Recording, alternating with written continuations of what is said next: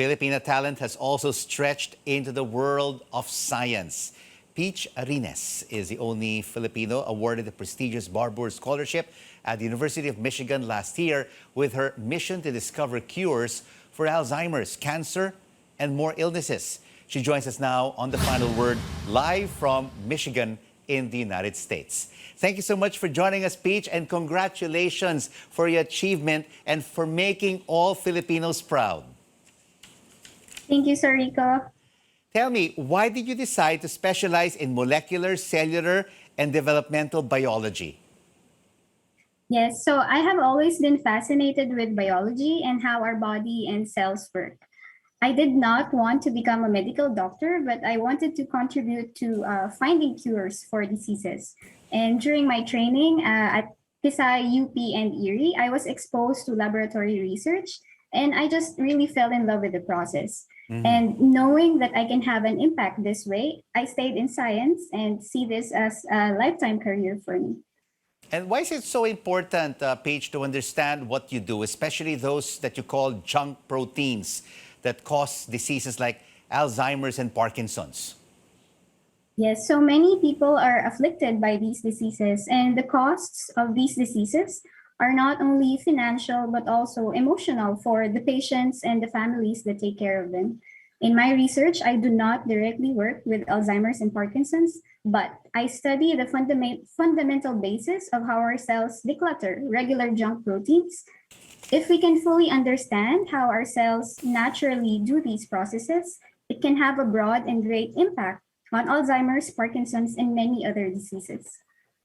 A dear friend of mine passed away more than a month ago due to Alzheimer's. How far are we right now? How far is the scientific community right now, Peach, from finding a cure for Alzheimer's and Parkinson's in your research there at Michigan? Yes, so there are actually several trials that are ongoing. There was actually one that was approved by the US FDA recently as a cure for Alzheimer's. However, there was much controversy about its effectivity. And that is why we have to keep understanding the fundamental basis of these diseases so that we can come up with new and better ways of battling these diseases.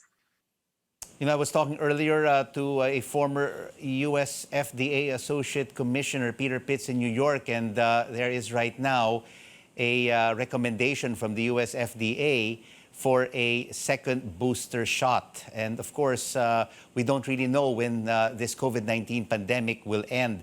Apart from vaccines, Peach, how else do you think can we end this health crisis? Yeah, so I just wanted to take this stage to really emphasize to the people that having been vaccinated and boosted is really crucial for this pandemic. But beyond that, at the individual level, we can continue masking up. And also at the community level, we shouldn't villainize the sick people. And rather, we should incentivize people who wanted to get tested and improve our systems for testing, and better if we can make it free. You know, Peach, you are inspiration to many Filipinos, but there are not many Filipinas like you who are scientists. How can we inspire and empower more young Filipinas to be scientists like you? So we should have more incentives, scholarships, and trainings for these young women. And also we should focus on increasing our role models and mentors so that these young girls have somebody that looks like them who they can look up to. And apart from role models, there are not a whole lot. Is it also because of the difficulty of the subjects? Science, technology, engineering, and math? So not necessarily. So even if these subjects are considered difficult, I believe that both men and women can equally handle them. I think the problem more is cultural, because throughout history, women have been taught to stay in their place, stay at home, take care of the family. But it's about time that we unlearn those notions, because women can do great things. Before we started this interview, you told me, Peach, that you are graduating from University of Michigan in about 4 months' time.